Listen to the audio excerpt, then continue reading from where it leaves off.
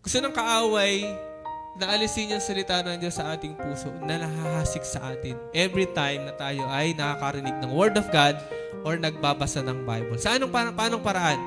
Dinidistract niya tayo. Ngayon, habang nakikinig ka, ano tumatakbo sa isip mo? Pag nagde-devotion tayo, ito, gusto kasi alisin ni Satanas.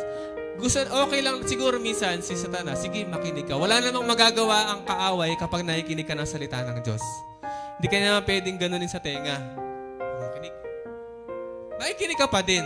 Kaso ang problema, kapag daw hindi natin inuunawa yung pinakikinggan natin, yung pumapasok sa ating tenga, darating daw ang masama. Sino yung masama?